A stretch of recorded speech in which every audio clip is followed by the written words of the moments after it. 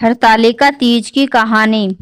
भगवान शिव ने पार्वती जी को उनके पूर्व जन्म का स्मरण कराने होते ये कथा कही जो इस व्रत से संबंधित है।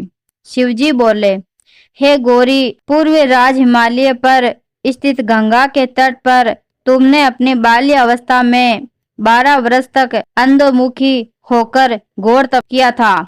इस समयावधि में तुमने वृक्षों के सूखे पत्ते चबाकर ही समय व्यतीत किया था।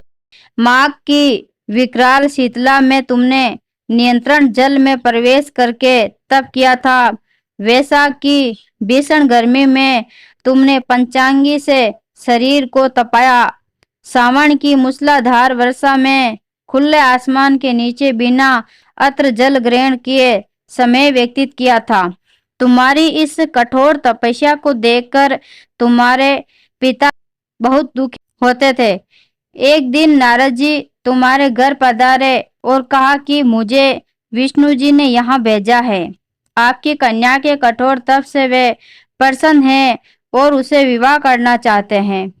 गिरिजीराज ने प्रसन्न होकर इसकी स्वीकृति दे दी, किंतु ये सुनकर तुम्हें बहुत दुखी हुई।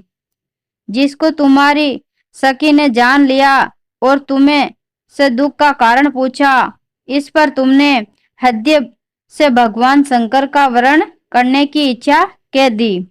तुम्हारी इच्छा को सृष्टिगत रखते हुए तुम्हारी सखी तुम्हें घने वन में एक साधना स्थल पर ले गई और जहां तुम्हारे पिता भी तुम्हें न खोज पाए और वहां तुम्हें नदी के तट पर गुफा में साधना करती रही।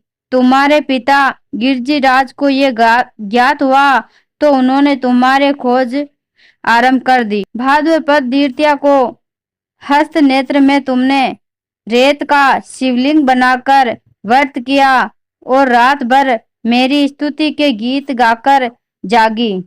तुम्हारी कष्ट साध्य तपस्या के प्रभाव से मेरा आसन डोलने लगा और मेरी समाधि टूट गई।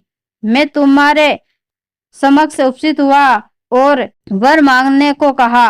तुमने उत्तर दिया कि मैं हृदय से आपको पति स्वरूप वर्ण कर चुकी हूँ। यदि आप सचमुच मेरी तपस्या से प्रसन्न हैं तो मुझे अर्धाग्नि के रूप में स्वीकार कीजिए। मैं तत्पश्चात ये कहकर कैलाश पर्वत पर लौट गया। प्राप्त काल तुमने पूजा की सामग्री को नदी में प्रवाहित कर अपनी सखी के साथ व्रत का पालन किया। उसी समय तुम्हारे पिताजी गिरिराज तुम्हें खोजते खोजते वहां आ पहुंचे और तुम्हारी तपस्या का उद्देश्य पूछा तो तुमने बताया कि मैं महादेव को पति रूप में प्राप्त करना चाहती हूँ और आज मैं अपनी तपस्या की कसौटी पर खरी उतर चुकी हूँ। मैं इस शर्त पर घर आऊंगी, आप मेरा विवाह महादेव जी से करेंगे। तुम्हारे पिता ने तुम्हारी शर्त मान ली और कुछ समय पश्चात विधि विधान पूर्वक उन्होंने हम दोनों का विवाह करा दिया।